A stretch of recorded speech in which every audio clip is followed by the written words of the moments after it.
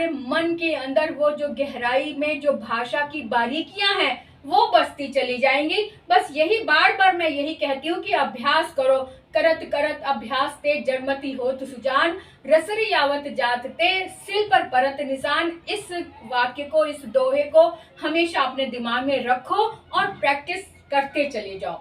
Hello बच्चों, आज मैं आपके लिए संधि विच्छेद का एक और वीडियो लेकर आई हूँ। पहले भी मैं बहुत बार डिटेल में मैं दे चुकी हूँ, लेकिन जैसा कि टारगेट बोर्ड एग्जाम चल रहा है उसके अंतर्गत आज मैं संधि विच्छेद का एक चैप्टर लेकर आई हूँ जो आपको अच्छे से समझ में आ जाएगा। मैं बहुत ही शॉर्टकट में और डिटेल में भी, लेकिन छोटे रूप में बताऊंगी, लेकिन इस तरह से बताऊंगी कि आपको एक ही बार में समझ में आ जाएगा, क्योंकि इससे पहले भी आप देख चुके हैं। यहाँ पर मैं इस तरीके से बताऊंगी कि एक सिटिंग में आपको उसकी जो पहचान है वो समझ में आ जाएगी। तो आप जब उसके बाद अपना डिटेल वाला वीडियो देखेंगे, उसका मैं लिंक दे दूंगी, तब आपको और भी क्लियर हो जाएगा। तो आज आप ध्यान से देखें, बिना स्किप किए देखें, और अगर आपको 90% से ऊपर अंक लेने हैं तो आपको कंटिन्यूटी में लगातार निरंतर बिना स्किप किए वीडियो देखना पड़ेगा। और मेरे साथ चलें, वीडियो आरंभ करते हैं। अरुणा कालिया की क्लास में आपका स्वागत है। हिंदी व्याकरण धारा के अंतर्गत आज हम सीखेंगे संधि विच्छेद, जो कि 4 अंक का होता है, जो 4 अंक पूरे हम ले सकते हैं। तो शुरू करते हैं आज का वीडियो। पहले है ये स्वर संधि। स्वर संधि 5 प्रकार की होती है, जो कि हम सबको पता है कि सिर्फ स्वर संधि के ही भेद होते हैं, व्यंजन संधि के भेद नहीं होते, विसर्ग संधि के भी भेद नहीं होते। एक ही लाइन में आपको समझ में आ गया कि स्वर संधि के 5 भेद होते हैं, व्यंजन संधि या विसर्ग संधि के भेद नहीं होते, उनके नियम सीखे जाते हैं। तो इसके 5 भेद हमने लिख दिए हैं यहाँ पर: दीर्घ संधि, गुण संधि, वृद्धि संधि, यण संधि और अयादि संधि। जैसा कि इसके नाम से ही पता चल जाता है कि क्या होगा। दीर्घ यानी कि दीर्घ स्वर संधि है, और दीर्घ की बात हो रही यानी दीर्घ स्वर का प्रयोग हो रहा है ना, जहां पर अ, ई, उ ये 3 स्वर ही लगते हैं।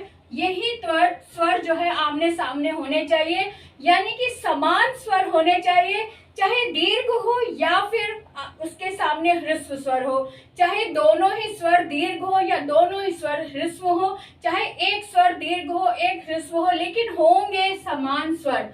और इनका जो बराबर का सामने का रूप बनता है वो हमेशा ही दीर्घ रूप बनता है। सिर्फ दीर्घ रूप से हमें पता चल जाता है कि ये दीर्घ संधि है, दीर्घ रूप बनता है। जैसा कि उदाहरण एक देख लेते हैं, जैसे कि विद्या और आलय है ना। विद्या यानी आ यहाँ पर लगा है, बड़ा आ है, और आलय का आ यानी यहाँ पर भी बड़ा आ। दोनों तरफ समान स्वर है और दोनों तरफ दीर्घ भी है, चाहे यहाँ पे दीर्घ हो या फिर ह्रस्व हो, इससे कोई फर्क नहीं पड़ता, लेकिन दोनों का बराबर का जो रिजल्ट आएगा वो बड़ा आ यानी दीर्घ ही बनेगा, जिसको बोलने में दुगुना समय लगता है। तो यहाँ आ बना, इसलिए शब्द हमारा बन गया विद्यालय। क्या बना?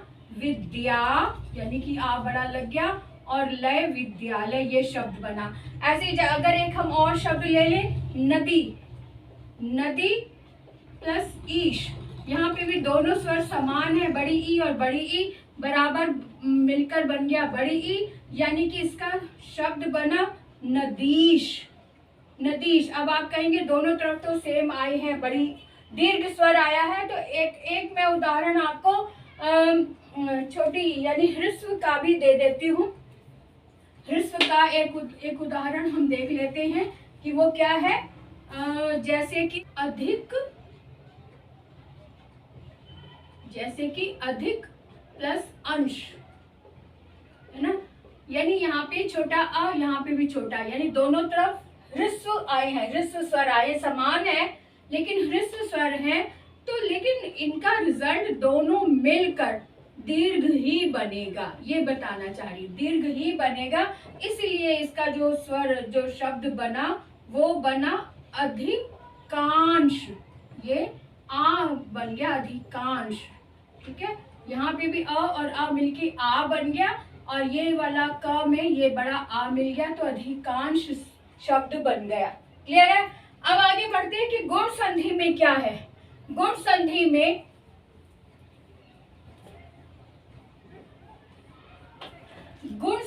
में हम देखते हैं कि अ के बाद ई आए। पहला स्वर पूर्व स्वर अ होना चाहिए, उसके बाद अगर ई आए तो ए गुण बन जाता है, अ के बाद उ आए तो ओ गुण बन जाता है, अ के बाद री गुण आए तो अर बन जाता है। ये इसके गुण है, यानी कि दो अलग अलग स्वर हैं, उसका तीसरा रूप जो बनता है, तीसरा गुण जो बन जाता है वो गुण संधि हो जाता है। जैसे कि रमा प्लस ईश, है ना, ये आ है और इधर ई है। ये जो आ लिखे हैं ये ह्रस्व या दीर्घ कुछ भी हो सकता है, लेकिन आ होना चाहिए। और इधर जो स्वर लिखे हैं ये दीर्घ या स्वर दीर्घ या ह्रस्व हो, लेकिन हो ई होना चाहिए, चाहे छोटी ई या बड़ी ई। लेकिन अ के बाद अगर ई आया है तो हमारे सामने रूप जो गुण बनेगा वो ए बनेगा, वो ए बनेगा। रमा प्लस ई है, ईश बना है, तो शब्द तैयार होगा रमेश। क्या शब्द तैयार हुआ? रमेश, यानी कि ए जो था बना था वो हमने मात्रा के रूप में रमेश में लगा दिया। अब अगर हम कहें कि ओ का उदाहरण भी देख लें तो ओ का हम रूप ले, एक उदाहरण लें, चंद्र प्लस उदय।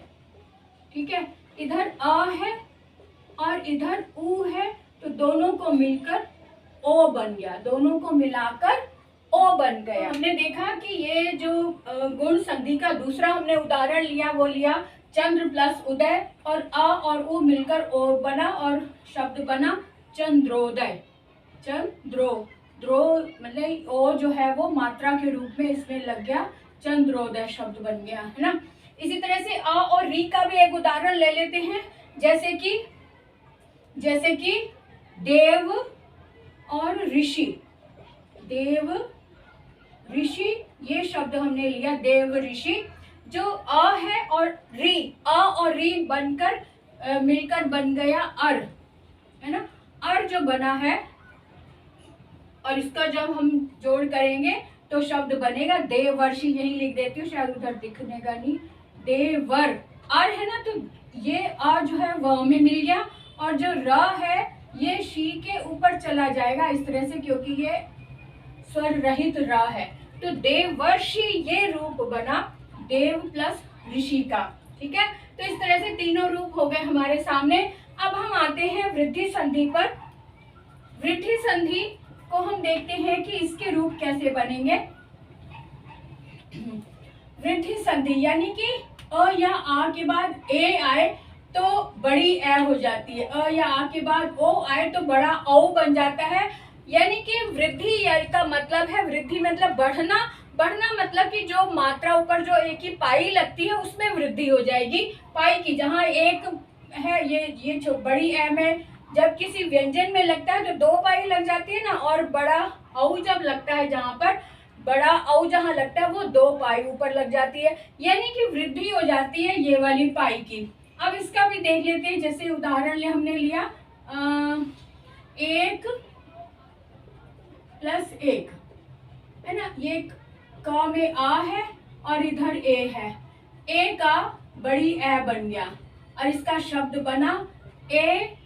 क में बड़ी ए मिल गया तो बड़ी ए की ये वृद्धि हो गई, दो मात्राएं लग गई तो एक एक शब्द बन गया। ऐसे ही ओ का उदाहरण ले लेते हैं।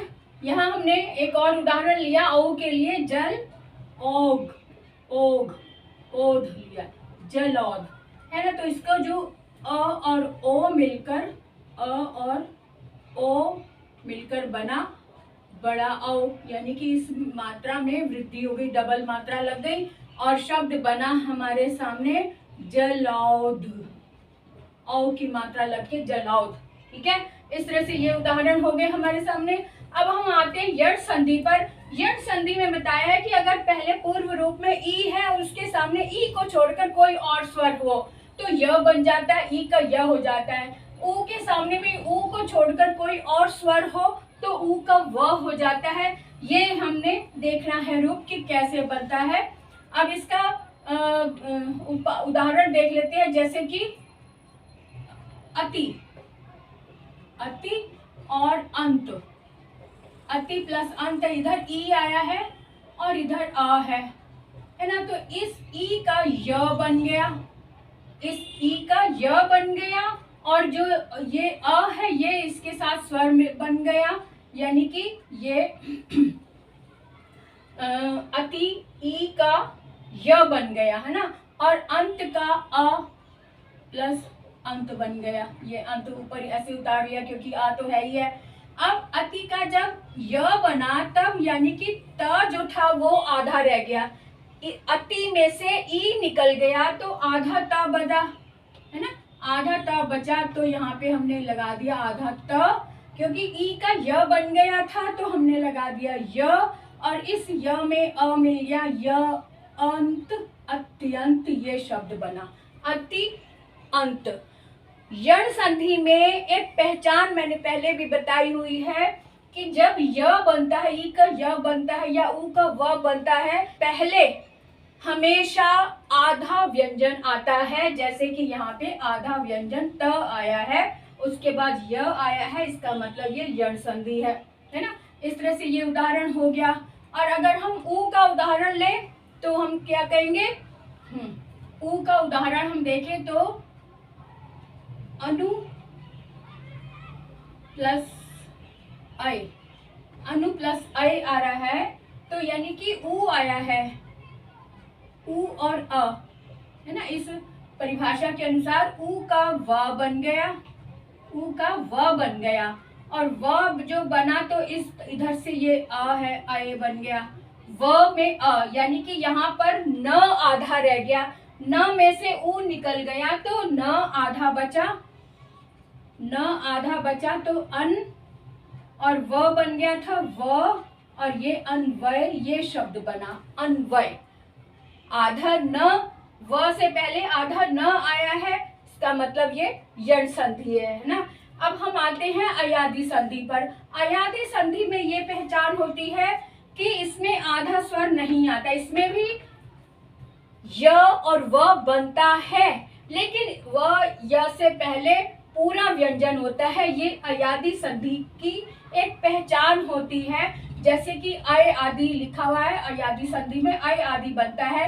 ए के बाद अगर अ आए तो अय बन गया, आई के बाद अ आए तो आय बन गया, ओ के बाद अ आए तो अव बन गया, औ के बाद अ आए तो आव बन गया, है ना। अब तो ये तो हो गई इसकी परिभाषा। अब हम इसका उदाहरण देख लेते हैं, जैसे कि ने उदाहरण हमने लिया, ने प्लस अन, है ना, ने यानी कि ए प्लस अ है तो अन हो गया। जब अयादि संधि होती है तब जैसे हमने उदाहरण लिया ने प्लस अन, ए और अ मिलकर अय बन जाता है, ए और अ मिलकर अय बन जाता है, तो इस तरह से ये अय बन गया। तो न में से हमने अ ए हटा दिया तो न स्वर रहित बना, प्लस अय जो ये बना था, और प्लस न, है ना। इस न में अ मिल गया तो न पूरा बन गया, और य और न, तो ये शब्द बना हमारे पास नयन। तो हमने देखा इस तरह से ने और अन में ए और अ मिलकर अय बन गया, और न और अय में न, य और न, नयन शब्द बना। ये अयादि संधि की ये पहचान है कि य से पहले पूरा अक्षर होता है, पूरा व्यंजन होता है, और यण संधि में य या व से पहले आधा अक्षर होता है। जहाँ आधा अक्षर है पहले वहाँ यण संधि, जहाँ पूरा अक्षर है वो अयादि संधि। ये इसकी पहचान है, और मैं पहले भी बहुत बार बता चुकी हूँ, जो लिंक विस्तार से भी उसमें देख लेना, मैं लिंक दे दूंगी। अब हम देखते हैं कि व्यंजन और विसर्ग संधि के रूप क्या है। विसर्ग संधि और व्यंजन संधि को भी अब हम एक बार और देख लेते हैं। अब यहाँ पर हम देखेंगे संधि विच्छेद के अंतर्गत व्यंजन संधि और विसर्ग संधि थोड़ा सा डिटेल में। हालांकि इसके डिटेल में पहले बना चुकी हूँ, उनका जो लिंक है वो भी मैं इसमें दे दूंगी, व्यंजन संधि का भी और विसर्ग संधि भी डिटेल में बनाई हुई है। उनका लिंक जब दूंगी आप उसको भी जरूर उसकी स्टडी करना, कि यहाँ पे मैं थोड़ा सा शॉर्ट में दे रही हूँ, उसमें बहुत विस्तार से दिया हुआ, आप इससे पहले उनको भी देखना, तो आपको ये बहुत अच्छे से समझ में आ जाएगा। यहाँ पर मैंने बताया है कि व्यंजन संधि 3 प्रकार की होती है। कैसे? व्यंजन प्लस स्वर का मेल होता है एक में व्यंजन प्लस स्वर का मेल, और एक बार स्वर प्लस व्यंजन का मेल होता है, या फिर व्यंजन प्लस व्यंजन का मेल होता है। यानी कि व्यंजन बीच में एक बार होना चाहिए। अगर स्वर के बाद व्यंजन आए तो भी वो व्यंजन संधि कहलाएगी, स्वर के बाद व्यंजन है तो भी व्यंजन संधि, और व्यंजन के बाद व्यंजन आया है तब भी वो व्यंजन संधि ही कहलाएगी। तो जैसे उदाहरण मैंने लिख दिया, जैसे वाक ईश, ये व्यंजन है, व्यंजन के बाद स्वर आया है तो ये भी वागीश बनना, क जो है वो अपने ही वर्ग के तीसरे वर्ग में बदल गया वागीश, तो ये भी व्यंजन संधि। यहाँ पे परि प्लस नाम, यानी र में ई आया है, स्वर आया हुआ है, स्वर के बाद व्यंजन आया है तो परिणाम न का अणा बन गया, तो ये भी व्यंजन संधि हो गई। अब यहाँ दोनों तरफ व्यंजन है, सत प्लस जन, जब ऐसा होता है तब जो दूसरा ज होता है, ज जो त है ये भी ज में ही बदल जाता है, तो शब्द बना सज्जन, आधा त का आधा ज बन गया, तो ये भी व्यंजन संधि हो गई। इस तरह से और भी बहुत से नियम हैं, डिटेल है, जो आप इसको उस संधि में देखेंगे। जो व्यंजन संधि के आधार पर मैंने एक अलग से वीडियो बनाई है, वो जरूर देखना एक बार। अब देखो विसर्ग संधि भी बहुत तरीके से, बहुत इसके नियम है कि इसको किस तरह से बदला जा सकता है। यहाँ पे मैंने शॉर्टकट में 3-4 नियम बताए हैं, और इसके अलावा और भी इसके नियम हैं। सब पहले से मेन हम देख लेते हैं। क्या? विसर्ग प्लस विसर्ग के बाद अगर भ आए, म आए, ध आए, अ आए, द, न, ल, य, ह, विसर्ग के बाद इनमें से कोई भी एक अक्षर हो तो विसर्ग का ओ हो जाता है, विसर्ग का ओ हो जाता है। और जैसे कि तपह वन है, तपह वन का तपोवन हो गया, वयः वृद्ध है तो वयो वृद्ध हो, या में ओ हो गया, तेजः मया है तो तेजोमय हो गया, मनः नीत है तो मनोनीत हो गया, मनः हर है तो मनोहर हो गया। इस तरह से ओ बन गया विसर्ग का ओ बन गया। अब दूसरा भी देख लेते हैं। यदि विसर्ग के बाद बड़ा आ है, ध है, ज, ई, उ, वी, धू, वा आदि हैं, तब इनके अलावा तब ऐसे में विसर्ग का र हो जाता है, र आधा स्वर रहित रा हो जाता है। जैसे कि निह आशा, तो इसके बाद आ आया है तो इस विसर्ग का र हो गया, र में ये आ मात्रा के रूप में मिल गया तो निराशा शब्द बन गया। ठीक है। उसके बाद देखते हैं विसर्ग के बाद यदि स, श, श, त, छ ये व्यंजन आए, तब विसर्ग के स्थान पर आधा स, आधा श, आधा श षटकोण वाला, आधा त, या फिर अगर छ आया है तो छ के साथ में श भी मिल जाता है, आधा श भी लग जाता है। जैसे कि उदाहरण देखो, निश्छल है तो निश्छल हो गया, विसर्ग का आधा श हो गया और शब्द बना निश्छल। तो इस तरह से विसर्ग संधि की मेन पहचान ये होती है कि विसर्ग के स्थान पर या तो ओ हो, या फिर आधा सा लगे, या फिर आधा श लगे शलगम वाला, या फिर आधा श लगे षटकोण वाला। तो ये अक्षर जब लगे हों तो समझ लो कि यह विसर्ग संधि है। जहाँ व्यंजन संधि में ये पहचान है कि जो मूल रूप है उसका, उसमें मतलब मेल होने के बाद अगर वहाँ व्यंजन आ रहा है तो समझो वहाँ व्यंजन संधि है।